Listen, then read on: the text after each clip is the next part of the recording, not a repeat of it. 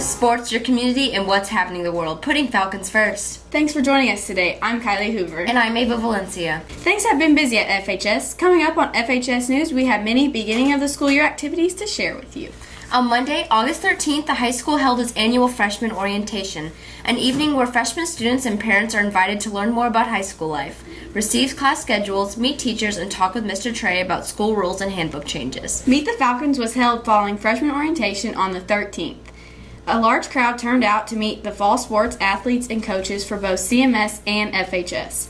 Check presentations were made to Coach Manise from the family of Kenny Blakely for this year's golf team, and a check was presented to the athletic boosters for hometown fireworks. On Tuesday, August 14th, the school welcomed incoming freshmen to spend the day at the second annual Freshman Boot Camp. Freshmen were sent on a scavenger hunt led by FHS Stuco members. They met with all their teachers, learned about Google Classroom, had pizza that was provided by Commercial Trust Company, and received boot camp t-shirts provided by Exchange Bank. Ms. Swanson said that this was the second year for boot camp and she feels like it went very well. They had 100% turnout from the freshman class and they really enjoyed it. The program has been so successful in helping with the transition that she feels like this is something that we'll definitely continue hosting.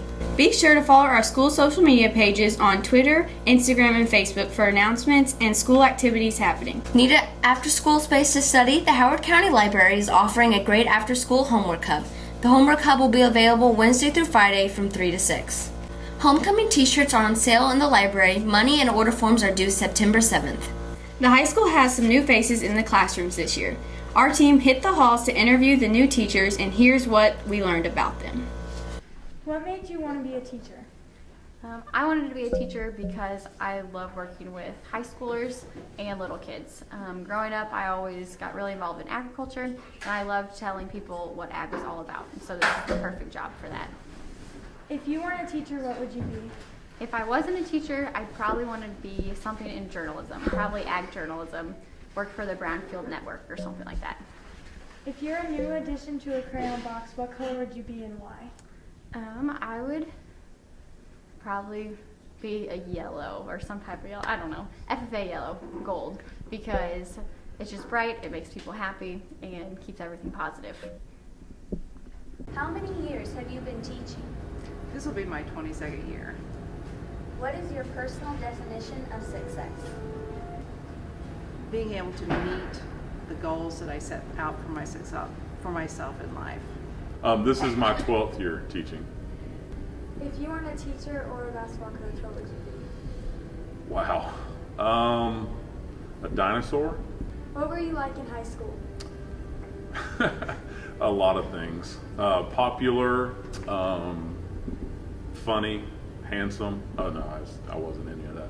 I was an athlete. I honestly wasn't a very good student. I didn't really like school that much.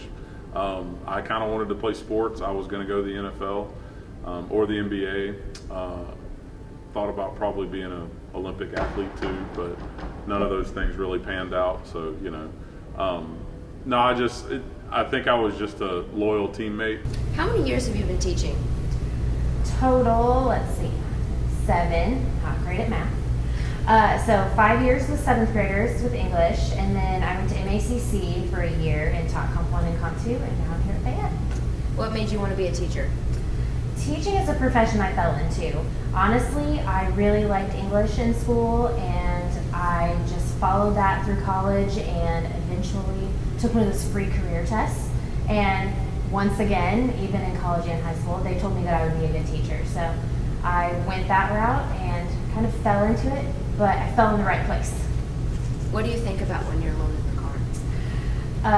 Don't speed, slow down, maybe set the cruise control. I've had a ticket or two in my time. But other than that, anything else that happens during the day, I try to just mellow out before I get home. The FHS football team hosted the Jamboree on Friday, August 17th.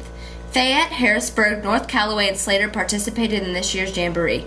Emma Hoover had a chance to talk with Coach Van de Zandt, and he feels like the Jamboree went very well, with most of the guys getting a chance to play. His goals are to achieve better than they did last year, both individually and collectively. He sees Fayette, Marceline, and Western as the favorites in the conference, and he and the team both hope to be in the mix for conference title.